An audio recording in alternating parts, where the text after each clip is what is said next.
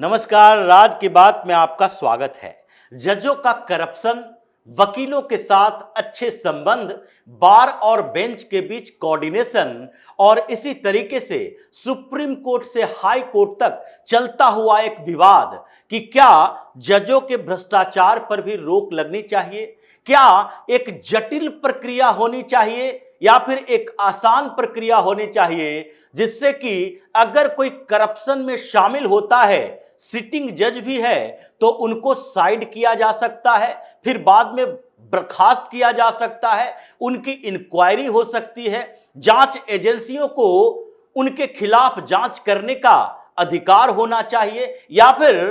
एक एफआईआर के लिए संघर्ष करना पड़ रहा है। ये समस्याएं जजों के भ्रष्टाचार को लेकर बढ़ती जा रही है और इसकी प्रक्रिया भी उतनी जटिल होती जा रही है। लेकिन सुप्रीम कोर्ट में सुनवाई चल रही थी और सुनवाई जस्टिस यशवंत वर्मा के मुद्दे पर थी, जो कि अपने घर में नोट रखने के लिए मशहूर हो चुके हैं, जिनके घर में जले हुए नोटों का बंडल मिला, जिनके खिलाफ इंक्वायरी हुई सुप्रीम कोर्ट के चीफ जस्टिस के कहने पर, और इंक्वायरी करने वाले भी कोई बाहर के लोग नहीं थे, बल्कि 3 जज का पैनल ही इंक्वायरी किया। और इंक्वायरी के बाद यह पता चला कि प्रथम दृष्टया ये मान सकते हैं कि ये करप्शन का मामला है। ये नोट उनके घर में जो पाया गया है वो गलत है, क्योंकि कैश अपने घर में आप इतनी मात्रा में नहीं रख सकते। ये प्रावधान है, नियम है, कानून है, और एक्सप्लेन आप नहीं कर पाए। जब कमिटी, जो 3 जजों का पैनल था, उस पैनल के सामने जब आप पेश हुए तो जस्टिफाई नहीं कर पाए कि आपके घर में नोट कैसे आए, इसलिए पैनल ने रिपोर्ट सौंपी। सुप्रीम कोर्ट ने इसके ऊपर जस्टिस यशवंत वर्मा को रिजाइन देने को कहा, नहीं दिया तो उसके बाद इम्पीचमेंट के लिए रिकमेंडेशन किया। लेकिन फिर यह मामला ऐसा है कि अगर एक बार खुल गया दरवाजा तो फिर दूसरे लोगों को भी फंसने की संभावना बढ़ जाती है। इसलिए इसको किसी तरीके से एन केन प्रकारेण रुकवाना जरूरी है। और तभी जब संसद के अंदर ये प्रक्रिया शुरू हो गई इम्पीचमेंट की, तब इन लोगों ने सोचा नहीं, सुप्रीम कोर्ट से कैसे भी संसद को निर्देश दिलवाया जाए और यह भी साबित किया जाए कि सुप्रीम कोर्ट के प्रोब पैनल जो जजों का बनाया गया था, उनके एविडेंस के आधार पर इम्पीचमेंट की बात नहीं की जा सकती। यही मामला उठा। सुनवाई में 2 जज शामिल, जस्टिस दीपांकर दत्त और जस्टिस एजी मसीह, ये दोनों की बेंच, और सामने जो जस्टिस यशवंत वर्मा के समर्थन में उनके लिए लड़ रहे थे वो हैं कपिल सिब्बल, और उनके साथ 3-4 और वकीलों की फौज, जो चाहते हैं कि ये जस्टिस यशवंत वर्मा, जिनके खिलाफ इतना गंभीर मामला चला है, वो किसी तरह से पाक साफ हो जाए और जो इम्पीचमेंट की प्रक्रिया है उसे साबित कर दें कि ये तो राजनीतिक दांवपेच है, ये राजनीतिक मामला है, इसलिए एविडेंस इनके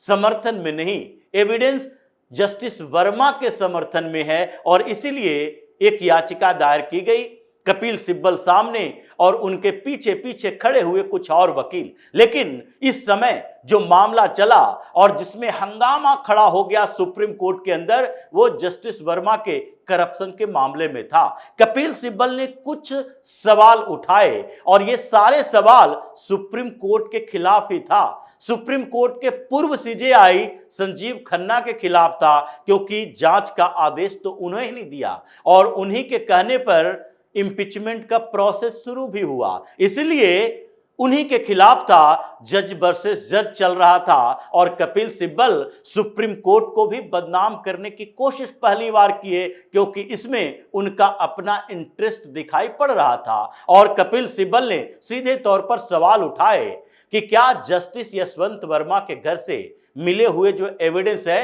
वो सफिशिएंट है कि उनके खिलाफ इम्पीचमेंट लाया जा सके। क्या ये जो पैनल बनाया गया था, सुप्रीम कोर्ट ने बनाया, उस पैनल की रिपोर्ट के आधार पर महाभियोग की प्रक्रिया शुरू की जा सकती है? क्या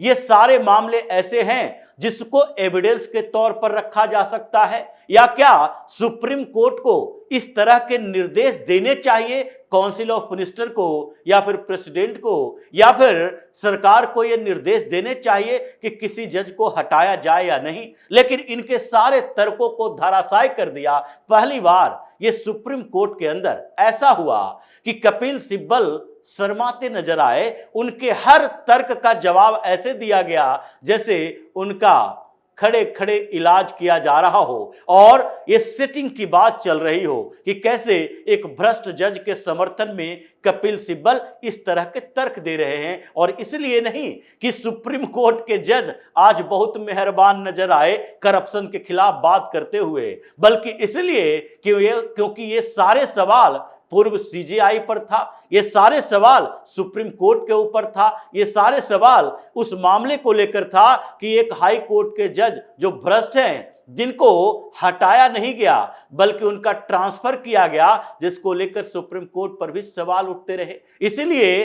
पहले जस्टिस दीपांकर दत्त ने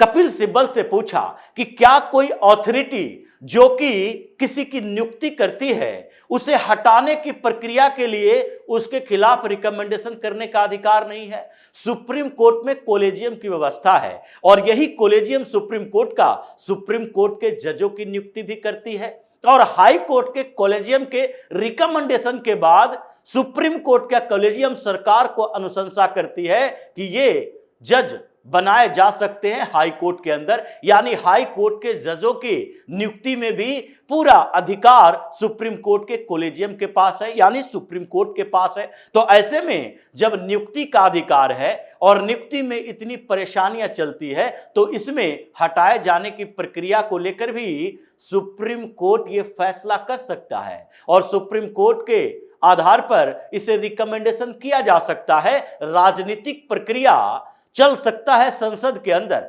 लेकिन जब सुप्रीम कोर्ट में ये दिख गया, जांच एजेंसी को ये दिखाई पड़ा कि जस्टिस वर्मा के खिलाफ एविडेंस हैं, तो उसके बाद ही रिकमेंड किया गया था। और दूसरी बात, एक संवैधानिक अथॉरिटी की बात है कि अगर जांच का पैनल सुप्रीम कोर्ट में बनाया गया और सुप्रीम कोर्ट के उस पैनल जिसमें 3-3 जज शामिल थे, उनको अधिकार ही नहीं है अगर जांच करने का, उनके रिकमेंडेशन का कोई मतलब ही नहीं है, तो फिर जस्टिस यशवंत वर्मा को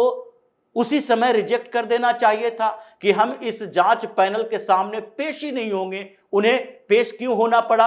यानी उन्होंने उस समय समझा कि हमें पेश होके अपने आप को बेगुनाह साबित करना है, लेकिन जब ये जांच पैनल ने इनके खिलाफ रिपोर्ट दे दी तो इनको लगने लगा कि हम उस पैनल के सामने जाकर गलती कर दिए, इसीलिए अब ये सुप्रीम कोर्ट के पास आए हैं। दूसरी बात, ये जो एविडेंस की बात है, ये एक तरफ ये कपिल सिब्बल जैसे वकील है जो कह रहे हैं कि इनके खिलाफ जांच नहीं होनी चाहिए, दूसरी तरफ सुप्रीम कोर्ट के अंदर कई याचिकाएं दायर हुई जिसमें बार एसोसिएशन हाई कोर्ट के 6 स्टेट के हाई कोर्ट के बार एसोसिएशन के वकीलों की तरफ से आया था याचिका दायर कि अब जस्टिस यशवंत वर्मा के खिलाफ एफआईआर दर्ज होनी चाहिए। इन लोगों ने मना कर दिया और उसके बाद दूसरी याचिका कुछ वकीलों की तरफ से आया। तीसरी याचिका 3 दिन पहले उस पर सुनवाई हुई थी जिसमें खुद सीजेआई गवाही भी शामिल थे उस याचिका को रिजेक्ट करने वालों में। उन्होंने कहा कि जस्टिस यशवंत वर्मा अभी भी जस्टिस हैं, इसलिए उनको सिर्फ वर्मा ना कहा जाए, और उस पर वो इतने चिढ़ गए, याचिका को रिजेक्ट कर दिया। लेकिन दूसरी तरफ जेल लॉबी चल रही है। कपिल सिब्बल का दूसरा सवाल यही था कि ये राजनीतिक प्रक्रिया में सुप्रीम कोर्ट को क्यों अपने आप को भूमिका निभानी चाहिए, उसमें पार्टिसिपेट करनी चाहिए। इसलिए दोनों जजों ने सीधे तौर पर कहा कि पहली बात तो यह है कि जब संसद के अंदर यह प्रक्रिया चल रही है तो उस समय आप याचिका लेकर सुप्रीम कोर्ट में आते हो, ये व्यवस्था जो है अब सुप्रीम कोर्ट के अधिकार क्षेत्र से बाहर है, क्योंकि जब इंपीचमेंट का प्रोसेस चल गया है तो सुप्रीम कोर्ट का अधिकार नहीं है उसे रुकवाया जा सके। क्योंकि इसी बात को लेकर किरण रिजिजू ने कुछ समय पहले कहा था कि जब हम इंपीचमेंट का प्रोसेस लाते हैं तो उसके बाद ये जस्टिस वर्मा की जो याचिका है सुप्रीम कोर्ट में, उससे कोई प्रभाव नहीं पड़ेगा, क्योंकि अब सुप्रीम कोर्ट के हाथों में नहीं है। अगर सुप्रीम कोर्ट के किसी जज के खिलाफ अगर कोई ऐसे हमें सबूत मिलते हैं और उसके बाद पॉलिटिकल सहमति बनती है, दूसरे दल भी सहमत होते हैं या फिर वहां पर हमारे पास संख्या ऐसी होती है, तो ऐसे में इन लोगों के खिलाफ भी महाभियोग चलाया जा सकता है। इसके लिए सुप्रीम कोर्ट के निर्देश की जरूरत नहीं है, लेकिन फिर भी सुनवाई हो रही थी और यह सुनवाई में कपिल सिब्बल ने हर तरह से यह डिफेंड करने की कोशिश की कि कोई सबूत यशवंत वर्मा के खिलाफ नहीं है, इम्पीचमेंट नहीं होना चाहिए, संसद की प्रक्रिया गलत तरीके से की गई है और जो पूर्व सीजेआई संजीव खन्ना थे, जिनके साथ हो सकता है कपिल सिब्बल के कुछ बेहतर संबंध नहीं रहे होंगे, उनके खिलाफ बात हो कि उन्होंने गलत किया, यह साबित सुप्रीम कोर्ट में हो जाए कि संजीव खन्ना को वो आदेश ही नहीं देना चाहिए था, न प्रोब के पैनल बनाना चाहिए था, न काउंसिल ऑफ मिनिस्टर को भेजना चाहिए रिकमेंडेशन, न प्रेसिडेंट के पास भेजना चाहिए था, बल्कि इनको यहीं पर रोक देना चाहिए था और फिर ये सुनवाई बरसों तक चलती रहती सुप्रीम कोर्ट में कि जस्टिस यशवंत वर्मा के खिलाफ जो सबूत मिले हैं उसके प्राइमरी इंक्वायरी के बाद भी क्या उन्हें हटाया जाना चाहिए, क्या उनके ऊपर जब तक कि वो सिटिंग जज हैं तब तक एफआईआर दर्ज किया जाना चाहिए। और तारीख पे तारीख चलते रहता सुप्रीम कोर्ट में, 2-4-5 साल तक ये सुनवाई चलती रहती, तो न तो उनके खिलाफ एफआईआर दर्ज होता, न ही उनके खिलाफ सीबीआई की इंक्वायरी हो सकती थी, न ही उनके खिलाफ कोई एविडेंस ढूंढे जा सकते थे, क्योंकि ये जजों के पास ये एक्सपर्टीज नहीं है कि वो जांच में फोरेंसिक रिपोर्ट मंगवाएं, वो जांच में वैसे सबूत दे सकें, और यही मकसद इन लोगों का था। लेकिन ये सुनवाई ज्यादा देर चली नहीं, अभी आगे के लिए टाल दिया गया है, बुधवार को फिर सुनवाई होगी। लेकिन इसमें जो कपिल सिब्बल की बेइज्जती हुई है, ये कैश कांड में पूरी तरीके से फंसते नजर आ रहे हैं, क्योंकि हर मामलों में इन्होंने वही बीड़ा उठाया है जो कि दिखता है, लोगों को सामने से दिखता है कि इसमें कुछ गड़बड़ है, और कपिल सिब्बल उसी मामले में सुप्रीम कोर्ट पहुंच जाते हैं। तो कैश कांड में इन्होंने जैसे ही इन बातों के समर्थन में अपने दलीलें पेश करना शुरू किया, उसी मिनट के साथ जस्टिस दीपांकर दत्त और जस्टिस एजे मसीह, ये दोनों ने उनके हर तर्क को, हर व्यवस्था को धाराशायी कर दिया और कहा फिर से तैयारी करके आइए, आगे के लिए एक रास्ता और दे देते हैं, या तो याचिका वापस ले लो और संसद में जो इम्पीचमेंट चल रहा है उसे आगे बढ़ने दो, इनको इम्पीच किया जाएगा, इन पर महाभियोग चलेगा और फिर ये बर्खास्त कर दिए जाएंगे। उसके बाद देखा जाएगा कि इनके खिलाफ इंक्वायरी क्या होती है, एफआईआर दर्ज होता है, सजा होती है, या फिर ऐसे ही केवल बर्खास्त करके छोड़ दिया जाता है। इसीलिए इस याचिका के ऊपर अब सुप्रीम कोर्ट में हंगामा चल रहा है और दूसरी तरफ भ्रष्टाचार में लिप्त जजों के खिलाफ भी संसद के अंदर यह चर्चा चल रही है कि आगे इस पूरी जटिल प्रक्रिया को सरल करने के लिए क्या व्यवस्थाएं की जाए, क्या अकाउंटेबिलिटी बिल लाया जाए, क्या एनजेएसी को फिर से इंट्रोड्यूस किया जाए। ये सारी चर्चाएं संसद के अंदर भी चल रही है। तो इसी तरह की खबरों के साथ फिर से हाजिर होंगे, तब तक के लिए बने रहिए हमारे साथ और देते रहिए हमें सहयोग, ताकि इसी तरह की खबर हम आपके लाते रहें। धन्यवाद।